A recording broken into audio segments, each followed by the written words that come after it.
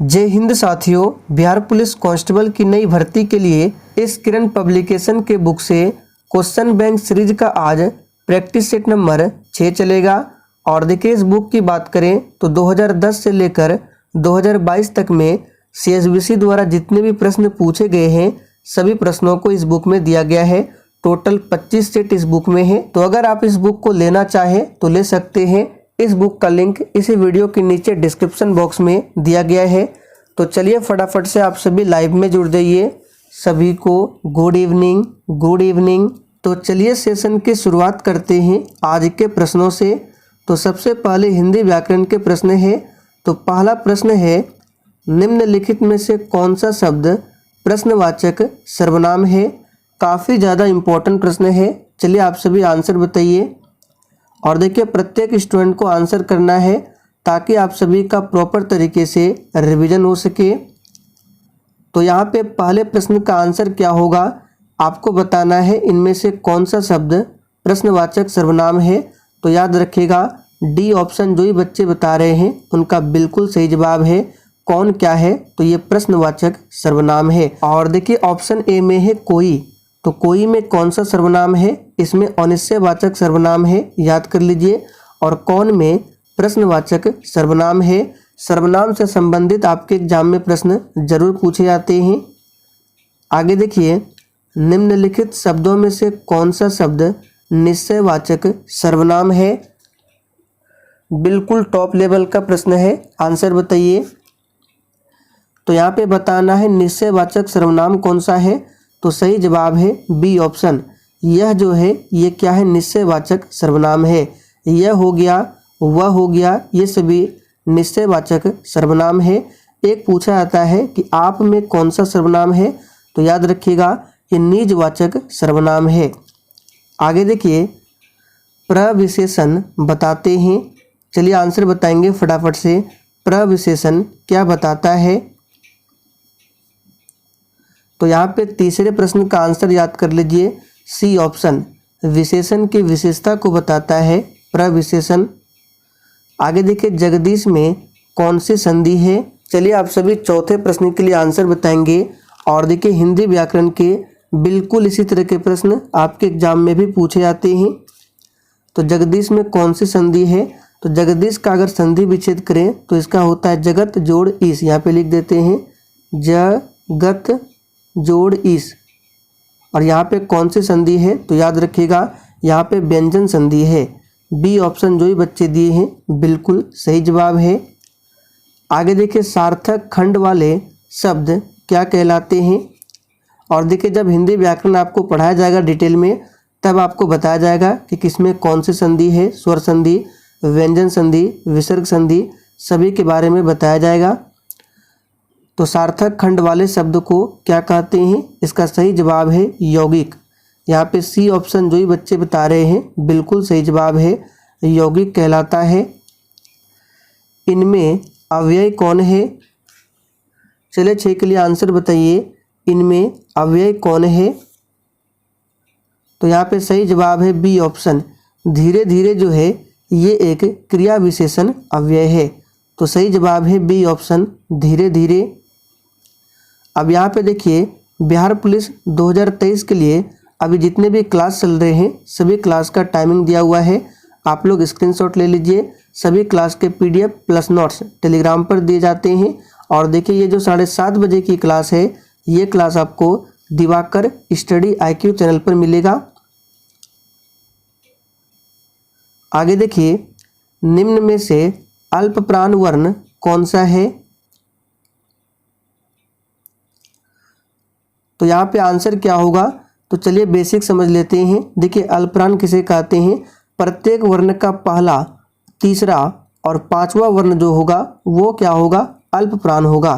तो प्रत्येक वर्ण में, तो जैसे सबसे पहले क वर्ग की बात करें तो क वर्ग में पहला हो गया क, तीसरा वर्ण क्या हो गया ग, और पांचवा क्या हो गया, इस तरह से लिखते हैं। तो क, ग और ये क्या है, अल्पप्राण है। तो यहाँ पे ऑप्शन के अकॉर्डिंग आंसर बताना है कौन सा होगा, ए ऑप्शन, क और ग। क पहला वर्ण है, ग तीसरा वर्ण है। तो याद रखना है प्रत्येक वर्ण का पहला, तीसरा और पांचवा वर्ण क्या होगा, अल्पप्राण होगा, ध्यान रखेंगे। अगर ट ठ की बात करें तो ट में पहला वर्ण, तीसरा वर्ण क्या होगा ड, पांचवा वर्ण क्या होगा मूर्धन्य न, तो ये सभी क्या है अल्पप्राण है, ध्यान रखेंगे। इनमें व्यक्तिवाचक संज्ञा कौन सी है?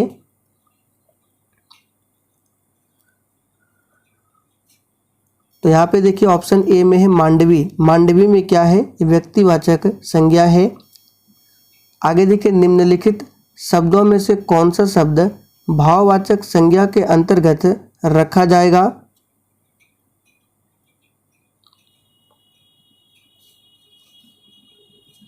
तो यहाँ पे 9 का आंसर क्या होगा? निम्नलिखित शब्दों में से कौन सा शब्द भाववाचक संज्ञा होगा? तो याद रखिएगा हरियाली। हरियाली में कौन सी संज्ञा है? तो भाववाचक संज्ञा है। नदी कौन सी संज्ञा है? जातिवाचक है। मोहन व्यक्तिवाचक है। अयोध्या भी व्यक्तिवाचक है। अब देखिए मैथ्स के प्रश्न है 53 व्यक्तियों में 1,541 रुपये की राशि सामान्यतः बांटने पर प्रत्येक व्यक्ति को कितनी राशि मिलेगी? बहुत ही सिंपल है। देखिए 1,541 रुपये को आपको बांटना है 53 व्यक्तियों में, तो ये तो आप लोगों ने बचपन में ही पढ़ा होगा। तो देखिए यहाँ पे क्या करेंगे 1,541 में 53 से डिवाइड करेंगे, आप लोग भाग कर लीजिएगा। भाग करने के बाद आंसर आएगा 1,897 रुपया, यानी कि प्रत्येक व्यक्ति को इतना रुपया मिलेगा। तो सही जवाब क्या होगा? D option.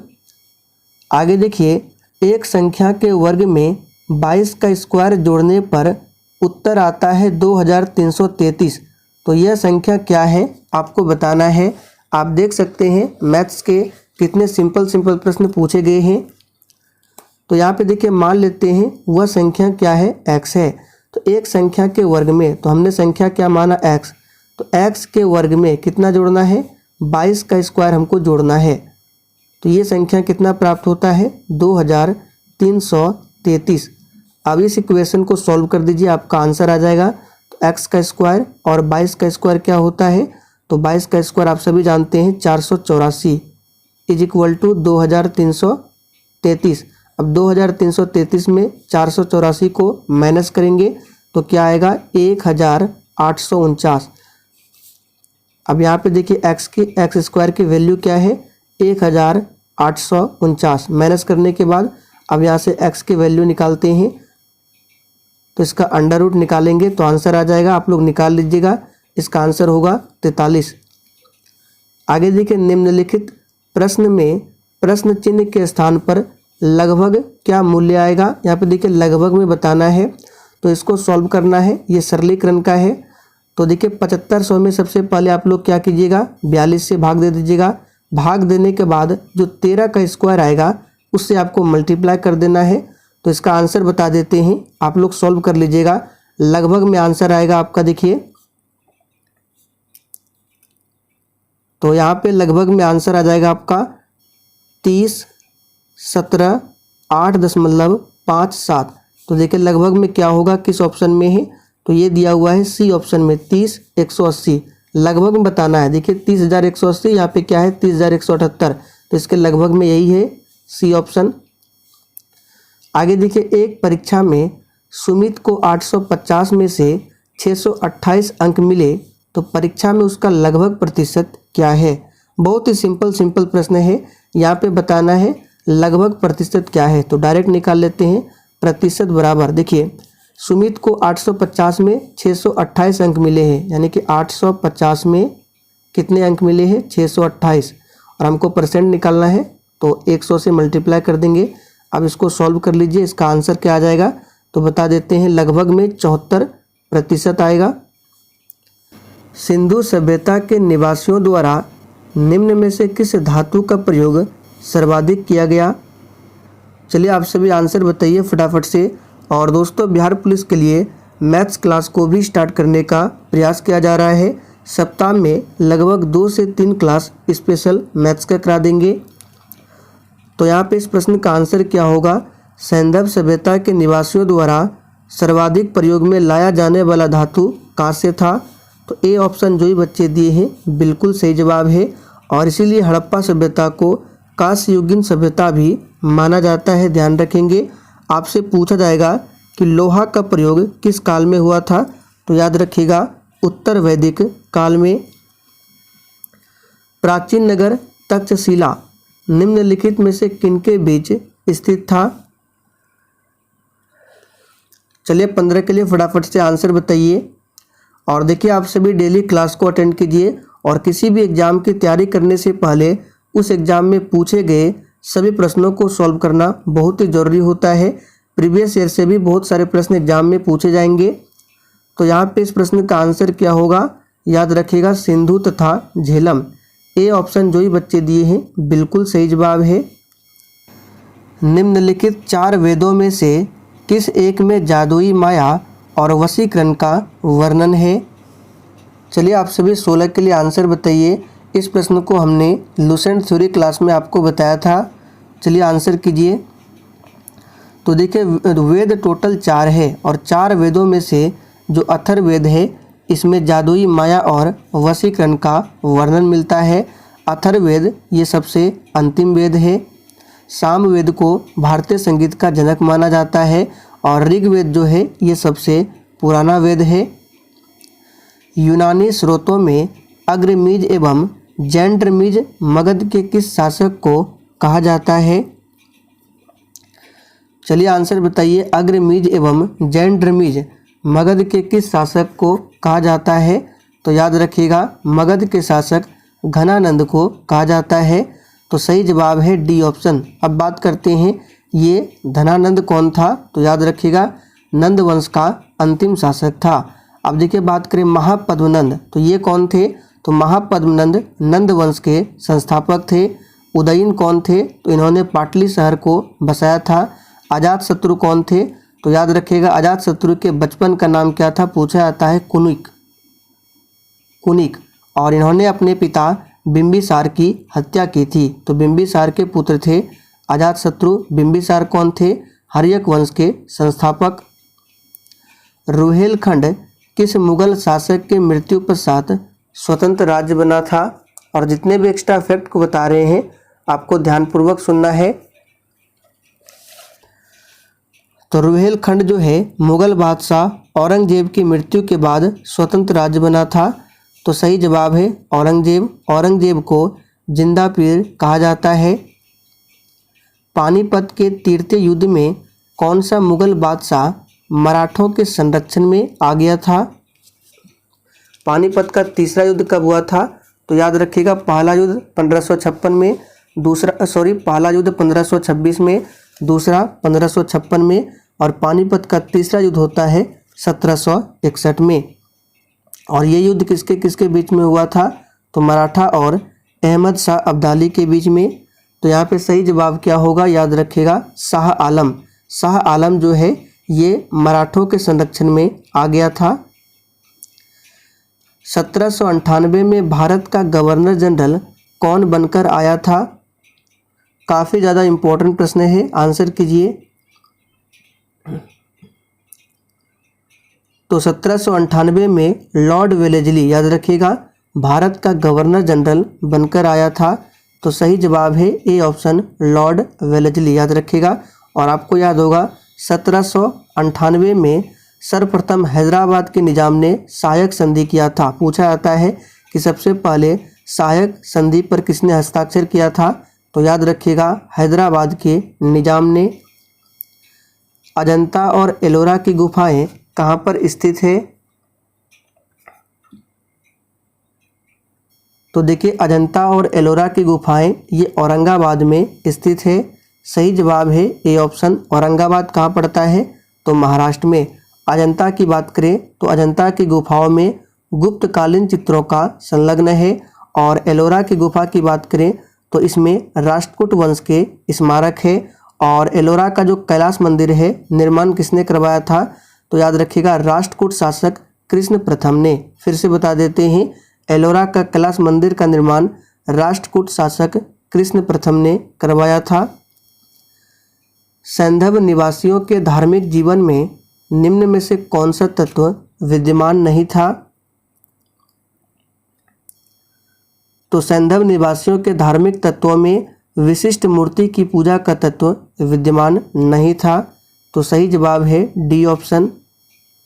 निम्नलिखित पाल राजाओं में से कौन वंशानुगत राजा नहीं था बल्कि उसे चुना गया था?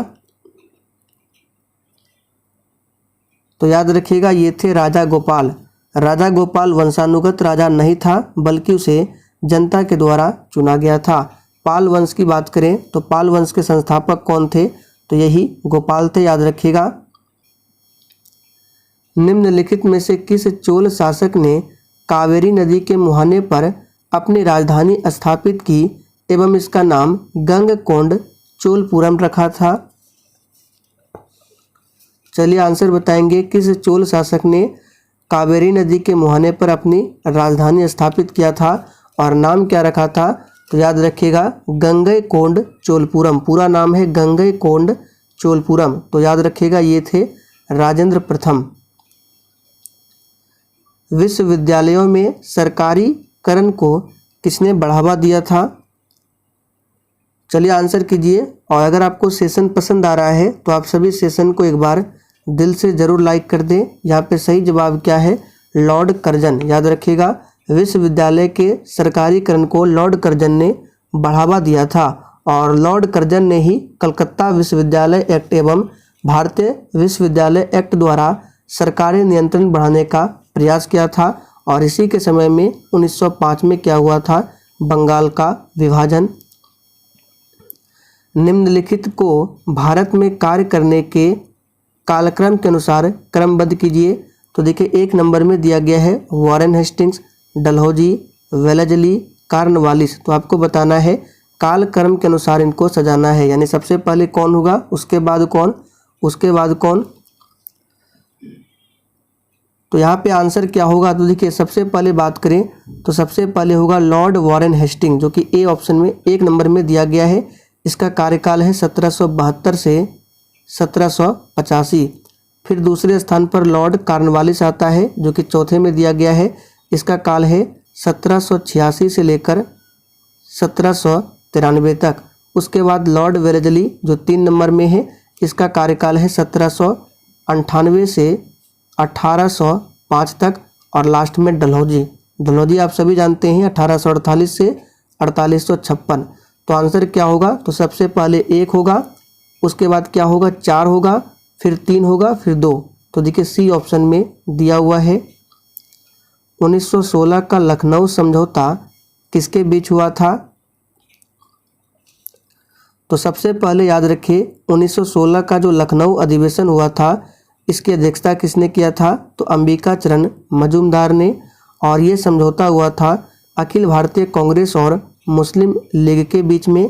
तो यहाँ पे बी ऑप्शन आपका सही जवाब है। स्वदेशी आंदोलन कब प्रारंभ हुआ था? तो देखिए स्वदेशी आंदोलन जो है बंगाल विभाजन के विरुद्ध छेड़े गए आंदोलन के समय प्रारंभ हुआ था। तो यहाँ पे सही जवाब है बंगाल विभाजन के विरुद्ध छेड़े गए आंदोलन के समय। और ये कब हुआ था? तो 1905 में। ध्यान रखेंगे। आगे देखिए निश्चित सीमा व निश्चित दिशा में तीव्र गति से बहने वाली जलराशि को क्या कहते हैं? तो निश्चित सीमा और निश्चित दिशा में तीव्र गति से बहने वाली जलराशि को धारा कहा जाता है। यहाँ पर बी ऑप्शन आपका सही जवाब है। आप लोग कमेंट करके बताइए बंगाल में स्वदेशी आंदोलन का नेतृत्व किसने किया था? किसी नदी के खड़े पार्श्व वाली गहरी व संकीर्ण घाटी को क्या कहते हैं? तो याद कर लीजिए ये कहा जाता है महाखड्ड। भूकंप की प्रबलता को किसके द्वारा मापी जाती है? तो बहुत ही सिंपल है, भूकंप की प्रबलता को रिएक्टर के द्वारा मापी जाती है। तो सही जवाब है रिएक्टर मापने द्वारा। और भूकंप का अध्ययन क्या कहलाता है? तो सिस्मोलॉजी। सहारा में प्रवाहित होने वाली गर्म शुष्क पवन को क्या कहते हैं? इस प्रश्न पर आप सभी स्टार मार्क कर लीजिए, इंपॉर्टेंट है। तो ध्यान से सुनिए, सहारा में प्रवाहित होने वाली गर्म शुष्क पवन को सिरोको कहा जाता है, जो कि डी ऑप्शन में दिया गया है, याद रखिएगा। और यहाँ पे सहारा की बात करें तो सहारा मरुस्थल विश्व का सबसे बड़ा मरुस्थल है। और सिरोको के बारे में बता देते हैं। सिराको जो है ये सहारा मरुस्थल से मध्य सागर की ओर बहने वाली गर्म हवा है। तो आपसे ये भी पूछा जा सकता है कि सिराको जो है किधर से किधर बहती है, तो याद रखिएगा ये सहारा मरुस्थल से भूमध्य सागर की ओर बहने वाली क्या है, गर्म हवा है। आगे देखिए, भारत में सबसे अधिक क्षमता का परमाणु ऊर्जा संयंत्र कौन सा है?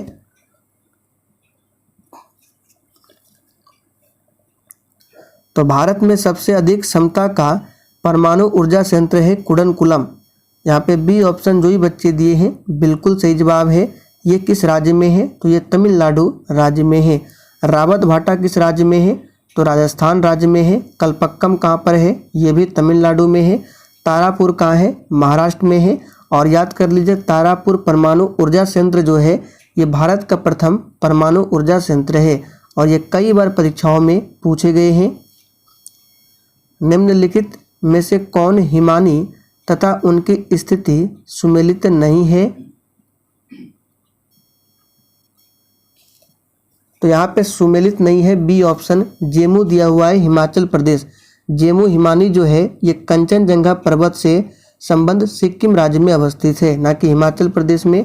गंगोत्री के बारे में बता देते हैं। तो गंगोत्री उत्तराखंड से गंगा नदी निकलती है। भारत में किस नदी का बेसिन क्षेत्र सर्वाधिक है? ये बिल्कुल बच्चों वाला प्रश्न है, हमने आपको बहुत बार बताया है। भारत में किस नदी का बेसिन क्षेत्र सबसे अधिक है? तो याद रखिएगा गंगा का। ए ऑप्शन जो भी बच्चे दिए हैं सही जवाब है। 9 डिग्री चैनल स्थित है। यहाँ पर ऑप्शन के अकॉर्डिंग आंसर बताना है। देखिए, आपको 8 डिग्री, 9 डिग्री, 10 डिग्री सभी को ध्यान रखना है। तो 8 डिग्री चैनल जो है मालदीव और मिनिकॉय के बीच में है। 9 डिग्री चैनल की बात करें तो ये लक्षद्वीप और मिनिकॉय के मध्य अवस्थित है। तो लक्षद्वीप दिया गया है ऑप्शन में, ये होगा क्या? लक्षद्वीप और मिनिकॉय के मध्य। और 10 डिग्री चैनल आप सभी जानते हैं छोटा अंडमान और कार निकोबार के मध्य, या सिर्फ कहें अंडमान और निकोबार के मध्य स्थित है। राष्ट्रपति के उम्मीदवार के लिए क्या आवश्यक नहीं है? यहाँ पर ऑप्शन के अकॉर्डिंग आंसर बताना है। देखिए, राष्ट्रपति के उम्मीदवार के लिए आयु 35 वर्ष हो, ये तो होना ही चाहिए। देश का नागरिक हो, ये भी होना चाहिए। सांसद चुने जाने की योग्यता रखता हो या हो, ये भी सही है। पढ़ा लिखा हो, ये नहीं हो सकता फिर भी चलेगा। तो यहाँ पे बी ऑप्शन जो है ऑप्शन के अकॉर्डिंग सही हो जाएगा। भारत के राष्ट्रपति को पद की शपथ कौन दिलाता है? तो बहुत ही सिंपल है, भारत के राष्ट्रपति को पद की शपथ दिलाते हैं भारत का मुख्य न्यायाधीश। यहाँ पे सी ऑप्शन आपका सही जवाब है, याद रखिएगा। भारत में राष्ट्रपति की मृत्यु, पद त्याग अथवा हटाए जाने पर पद में हुई रिक्ति को भरने की समय सीमा क्या है?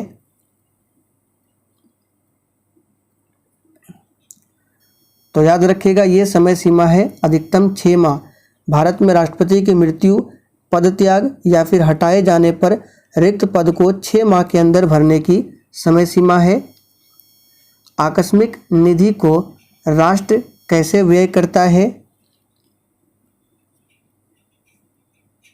तो देखिए, आकस्मिक निधि को राष्ट्र जो है संसदीय स्वीकृति के पूर्व व्यय कर सकता है। तो सही जवाब है सी ऑप्शन। और आकस्मिक निधि का गठन संविधान के किस अनुच्छेद में बताया गया है? तो 267 में, ध्यान रखेंगे। तो चलिए दोस्तों, आज के लिए इतना ही। सेशन पसंद आया हो तो सभी लोग सेशन को लाइक करके और अधिक से अधिक सेशन को दोस्तों के साथ ज़रूर शेयर कर दें।